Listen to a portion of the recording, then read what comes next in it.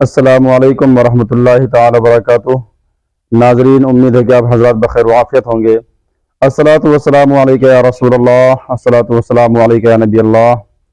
آج ہم بات کریں گے کہ اللہ تبارک و تعالیٰ نے حضرت ابراہیم علیہ السلام کے حکم پر پرندوں کو کیسے زندہ فرمایا۔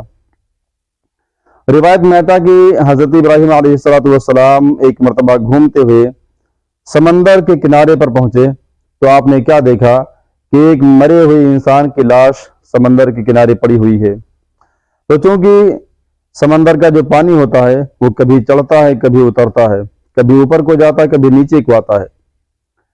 تو جب سمندر کا پانی اوپر کو چڑھا تو اس کی لاش کو سمندر کی مچھلیوں نے کھایا، اور جب وہ پانی نیچے کو اتر گیا تو پھر جانوروں نے کھایا، درندوں نے کھایا، اور جب درندے کھا کر کے چلے گئے تو پھر اسی لاش کو پرندوں نے کھایا۔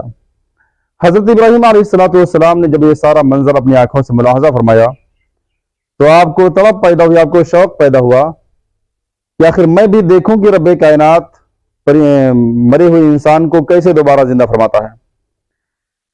تو قرآن پاک یوں کہتا ہے کہ وَإِذْ قَالَ إِبْرَاهِيمُ رَبِّ أَرِنِي كَيْفَ تُحْيِي الْمَوْتَى، کہ جب حضرت ابراہیم علیہ السلام نے رب کائنات کی بارگاہ میں عرض کیا، اے میرے مولا، تو مجھے دکھا کہ تو مردوں کو زندہ کیسے فرماتا ہے۔ رب کائنات فرماتا ہے اولم تؤمن، اے ابراہیم کیا تمہیں یقین نہیں؟ حضرت ابراہیم علیہ السلام عرض کرتے ہیں بلا یا اے میرے پروردگار، کیوں نہیں؟ یقین پختہ ہے، یقین کامل ہے۔ تو پھر رب کائنات نے فرمایا فخذ اربعۃ من الطیر فصرهن الیک ثم اجعل علی کل جبل منهن جزءا ثم ادعوهن یاتینک سعیا واعلم ان اللہ عزیز حکیم۔ فرمایا کہ ابراہیم تم 4 پرندوں کو پکڑو اور پھر ان کا آپس میں قیمہ بناؤ، ان کو ذبح کرو، اور آپس میں ان کو ملا کر کے ان کے گوشت کو ایک دوسرے کے ساتھ پیوست کر کے ملا کر کے پھر پہاڑ کے اوپر رکھو۔ حضرت ابراہیم علیہ السلام نے ایسا کیا۔ پھر فرمایا ثم ادعوهن یاتینک سعیا، پھر تم ان کو اپنے پاس بلاؤ تو تمہارے پاس دوڑتے ہوئے چلے آئیں گے۔ وَعْلَمْ أَنَّ اللَّهَ عَزِيزٌ حَكِيمٌ، اور جان لو کہ اللہ تبارک و تعالیٰ عزت والا ہے، حکمت والا ہے۔ تو روایت میں ہوا تھا کہ حضرت ابراہیم علیہ السلام نے ایسا کیا، یعنی جب رب کائنات نے آپ کو ذبح کرنے کا حکم دیا پرندوں کو، تو آپ نے 4 پرندے روایت کے مطابق مور، کبوتر، مرغ اور کوا کو پکڑا اور ان 4 کو ذبح کیا۔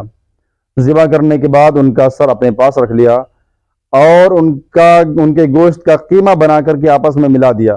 ملانے کے بعد تھوڑا تھوڑا حصہ لے کر کے پہاڑ کے اوپر رکھ دیا۔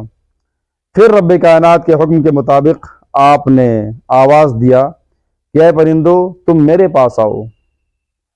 تو وہ پرندے جن کا قیمہ بن چکا تھا، جن کا جو ذبح ہو چکے تھے، جو کٹ چکے تھے، ان کے گوشت کے ٹکڑے اپنی اپنی جگہ سے اڑتے ہیں، اور جس پرندے کا گوشت ہوتا ہے اس کے ساتھ جا کر کے ملتے ہیں، اور پھر پرندہ پرانے شکل میں بن کر کے تیار ہوتا ہے۔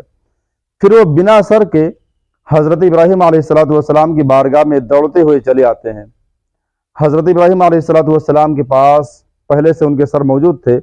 آپ نے ان کے سروں کو ان کے بدن سے لگایا، ان کی گردن سے لگایا، تو پھر وہ پہلے کی طرح بن کر کے تیار ہو جاتے ہیں اور اپنی اپنی جگہ کی طرف اڑ کر کے چلے جاتے ہیں۔ حضرت ابراہیم علیہ السلام کے سامنے یہ سارا منظر ہوا، اور آپ نے اپنی آنکھوں سے دیکھا کہ رب کائنات مرے ہوئے انسان کو، مردہ لوگوں کو کس طرح سے دوبارہ زندہ فرمائے گا۔